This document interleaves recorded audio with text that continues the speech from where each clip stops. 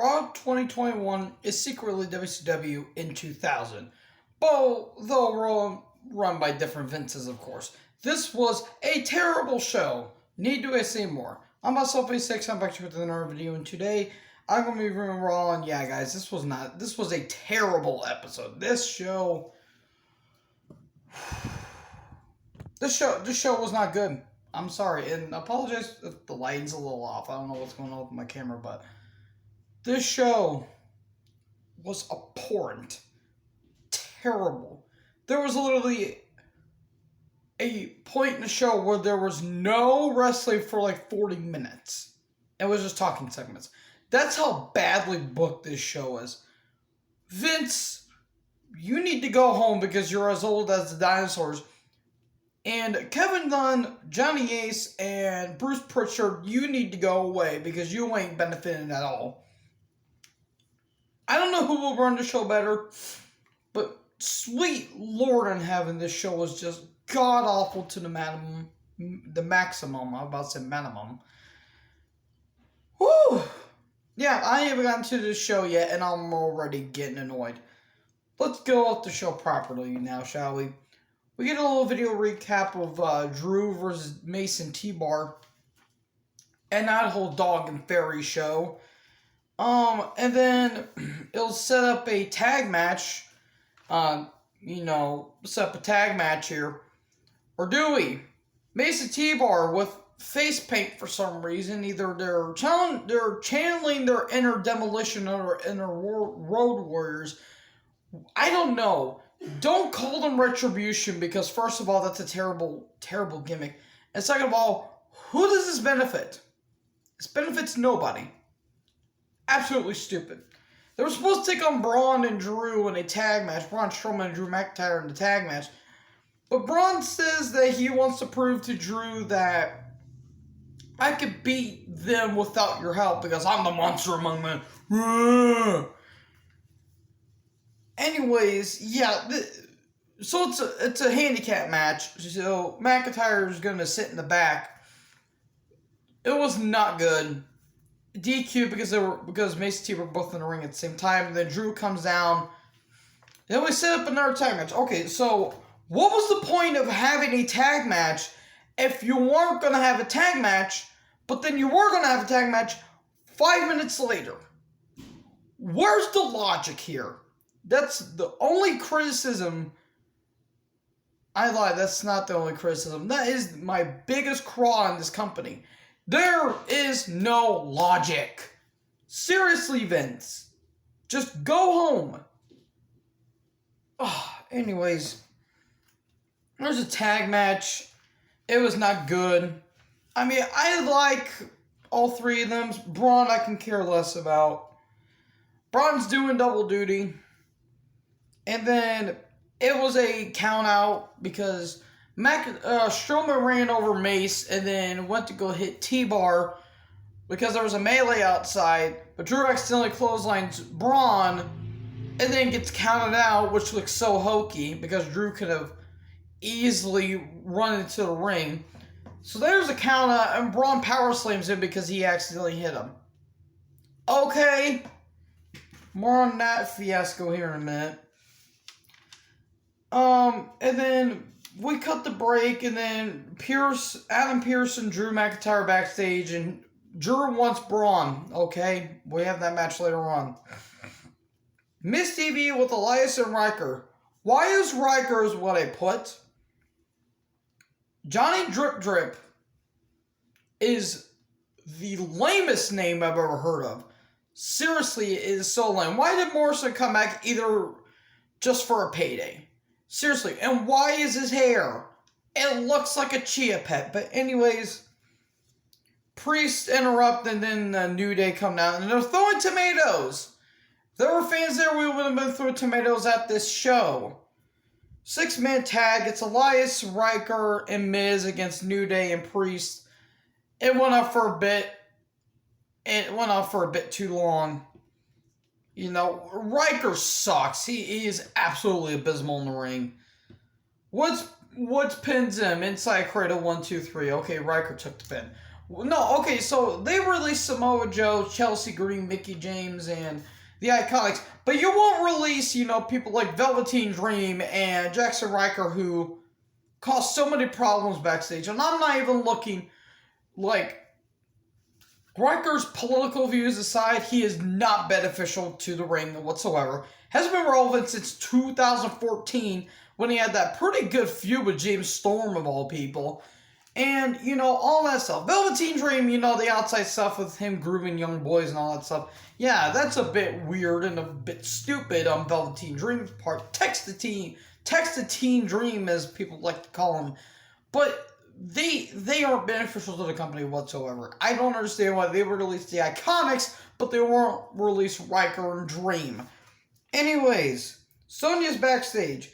And then Charlotte's here. Is at this point when I'm still watching Raw. I'll get to Charlotte here in a little bit. Why is Sonya being like this? Why are they doing this to Sonya?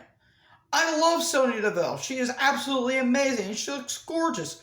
Why is she bringing in someone that is bland as white milk? Not chocolate milk, not strawberry milk, hell, not even blue milk, just white milk. Why couldn't I just say milk? Because I want to be specific, apparently. Charlotte Flair is Ric Flair's nepotism project. That's all she's become. Flair on his worst day was somehow better than Charlotte on her best day. And that is saying something. Hell, David Flair knew when to get out of the ring. And David Flair sucked. I mean, not as a person, but in the ring, he was god-awful. And he was somehow WCW United States Champion at one time. Yeah, imagine that. People like Lex Luger and Harley Race held that prestigious title. They were going to give it to David Flair's son, of all people. But enough ragging on David, who did nothing to me, but I couldn't stand him as a worker. This was abysmal. Why is Charlotte back? Sonya brings her down to the ring, and she wants her to apologize to the referee Eddie, who she attacked last week, and saying that, she paid the fee, and then apparently you can apologize and you're officially back in the company. Okay, so let's say, let's say I accidentally hit one of my co-workers, I pay a fee and I say I'm sorry. Does that mean I'm automatically back in the work business? No, I'm not. What? They're just doing this so Charlotte can be back on television. Therefore, I'm going to turn off my television. I seriously don't get this company with being Ric Flair's nepotism project. So she apologizes to Eddie, but then she's like, I want an apology back. For what? For doing his job, apparently? Get Flair off of my screen. Let her and Andrade go to the Bahamas or, Buenos Aires or whatever the hell they want, more likely to go. Go to Uranus for all I care. God of Neptune. Oh! No, not that, but just why? Charlotte does not need to be on television. She wants to go home. Send her home, Vince. God, this show was infuriating. So Flair is unsuspended and Pierce is mad at Sonya for reasons. And then Sheamus comes down to the ring, for an open challenge. Pierce, but before we get to what's going to happen there, Pierce is backstage. And Braun shows up and he says that if I win against McIntyre tonight, I get added to it'll be a triple threat match to, Bobby Lashley versus McIntyre at WrestleMania Backlash for the WWE title. Okay, whatever. More on that here in a bit. Again, open challenge for Sheamus. Last week, they did a recap of what happened last week when Humberto Carrillo came down and Sheamus beat him. And then Carrillo comes down again. Sheamus said Thunderdome, which I did not laugh. I did not laugh. You stop thinking about me laughing. I'm kidding, I laughed. I thought that was hilarious. And one of my good friends, Matthew, thought that was absolutely hilarious. Just the way that Irish people say thunder is so funny. And that's no disrespect to my Irish fans, as I'm part Irish myself, but come on, that's kind of funny. But anyways, Carrillo comes down, and then a brawl ensues. Carrillo stands tall. Okay, whatever. They might have a match at Backlash. MVP and Lashley are backstage. You know, Kevin Patrick, the most Irish name that's not named Sheamus. You know, he's talking about, you know, what's the situation going to be and all that stuff. And then Sarah with Ripley backstage, and Ripley's talking about, you know, how Charlotte and the referee are playing rugby and all that stuff. And, you know, and she's talking about her 6-man tag. That another thing I would like to complain about this, and yes, I do complain about this. I'm going to keep criticizing WWE until they get their line straight, because it's more crooked than looking at one thing and looking at the other thing. It's kind of like Shawn Michaels, where he kept his one eye on one thing and the eye on the other one. But they don't know how to book a show. They don't set up match cards right. Take a what AEW, hell, even what NXT is doing. They're setting up matches. They don't know how to. I'm trying to look for the term, but I keep forgetting about it. They don't know how to set up a card right. They're just throwing in matches and expecting us to care about them. Give us a reason to care about these matches. Do what AEW is doing. Okay, we're gonna have Orange Cassidy versus Pentagon Jr. Tomorrow, because Penta, you know, attacked Cassidy during this match with Trent. Therefore, they're setting that match up. And I think that Orange Cassidy took on Phoenix on Dark Elevation last night. So that kind of, you know, sets up the match a little bit. They're just throwing stuff at the wall and seeing what sticks, and what's sticking is absolute dog crap. So there's going to be a 6-woman tag, and I'll talk about that here in a bit. MVP and Lashley come down. Lashley shouldn't cut long promos, that's all I'm going to say. Lashley looks fantastic. I think he should hold the title to at least maybe Survivor Series or probably next Mania. Seems like a long reign, but hell, that's the only thing they have going for them. MVP's talking about bad booking. Yeah, you're not the only one there, pal. And then Riddle's backstage on his scooter again, wondering, does Riddle know where he's at? Like, honestly. And then Orton shows up saying, oh, you know, we should tag. It should be RK Bro. Okay. Don't care. Orton literally could care. Orton can literally go in the bathroom for 3 hours and he still get paid. Because Orton doesn't care. He's like, when motivated, Orton can put on some good matches. When was the last time Orton was motivated? Besides his match with Drew at SummerSlam. When was the last time? And my good friend Matt did bring up the fact that there's a lot of people that passed. Angle is gone. Angle is fine. Angle's not in the company. Lesnar's not in the company. And all that stuff. Sorry about that. My dad had to come into the room. But anyways, yeah, like I said, Angle's left. Lesnar's not here. Taker's retired. Kane's retired. Triple H is done with his career. Shawn's done with his career. Benoit's gone. Guerrero's gone. You know, Ray's about done with his career. You know, he's lost there's so many people that passed. Jericho's not there anymore.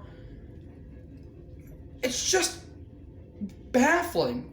And Orton has not been motivated in a long, long time.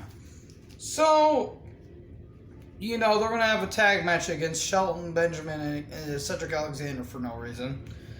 Look at a recap of Jackson Baszler versus Lana and Naomi for reasons. And then Jax, Reggie, and Baszler are backstage. Baszler looks annoyed, which I don't blame. And then Nia gets flowers, and then Garza shows up. Why are they doing a kind of love triangle between these three? I do not want to see a love triangle between these three. Seriously. I don't hate Reginald. He's a pretty good athlete, and so is Angel Garza. Nia is just a diseased water buffalo that looks like it's got 3 legs and it's somehow still tranquilized. I don't get the appeal of Nia Jax. She's overrated, and thanks to her cousin Dwayne, she wouldn't be in the company at this point. So, yeah. And then Jax throws flowers at Brooke and Rose. Okay, whatever. Braun and MVP are backstage. You know, Braun saying that he'll win the match tonight and be in the triple threat. He wasn't really wrong on that. Whew. Sheesh. The show was abysmal, have I mentioned. Riddle and Orton versus Alexander Shelton Benjamin. Okay, why are they pushing them down the card? Seriously, you had them as one of the best groups of last year as the Hurt Business, broke them up, and then you're pushing them down the card. Yay! What match was whatever. I did not care about this match. DDT and then a floating bro that Riddle totally went over, and they get the win. Okay, I don't care. I don't care. And then Asuka, Lana, and Naomi versus Jax, Baszler, and Ripley. Well, this match was sloppy, and it sucks because I like about 3 women in this match. Well, 4 technically. Lana sucks, but at least she's trying. Nia just likes to drop people on her head because, you know, she's madly unprofessional. And Baszler just looks done, and I don't blame her. Why did Lana get so many pin attempts on Ripley? I will never understand. Rose and Brooke, you know, they show up and they throw water on Jackson Baszler. Then Nia slips. But, you know, this is terrible comedy, by the way. And Riptide to, you know, Riptide to Lana, and she gets leg dropped in 1, 2, 3. Okay, thanks for coming. And then Brooke, Rose, and Sonya backstage, and Sonya's, yeah, oh yeah, Dana, you're going to take on Charlotte tonight for no reason. Lexus Playground, and this is where I started carrying, this is when the show just went off the cliff. You can have your own Lily, yeah. Yeah. Well, my own Lily was a little purple teddy bear, and I had a weird thing for it. Don't ask me, I was 8 at the time, and I was very lonely. Stop that. Stop that. Get some help. You can have your own Lily. I would rather watch my 4-year-old cousin learn how to make paint dry, and it was somehow more interesting than this god-awful storyline. Seriously, I hate the storyline. This storyline is absolutely trash. And I like tune out most of the show, by the way. Charlotte versus Rose. Or, it wasn't Brooke, I'm sorry. It was Mandy that she was taking on. Flair wins. They were doing some shenanigans with the ref. Just let her go home, for God's sake. She doesn't care. I don't want Charlotte on my screen. She's overrated, and she's Ric Flair's nepotism project. God. Then we get the main event. McIntyre versus Braun Strowman. It was actually not a bad match. This was probably the best match on the show. And Lashley shows up. The ending, okay, so Braun was trying to go for the power slam, but, you know, MVP, you know, or Lashley was distracting, and then MVP, you know, pulled McIntyre off. Braun hits him, and he goes out. Okay. So then Drew goes for the Claymore, but Tbar and Mace show up, or Dominic Dijakovic and Dio. They show up. McIntyre knocks him off. Braun hits a power slam, and he's added to the triple threat. Okay, whatever. It makes sense for storyline, I guess.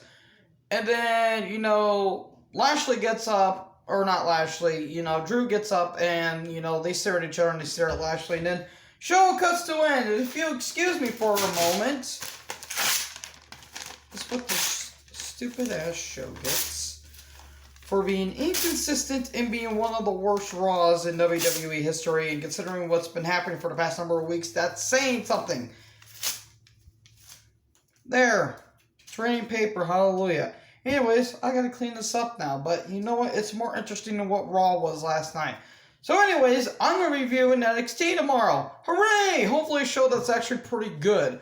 Anyways, yeah, this show was so god-awful. It was more messier than the last year's 2020 election.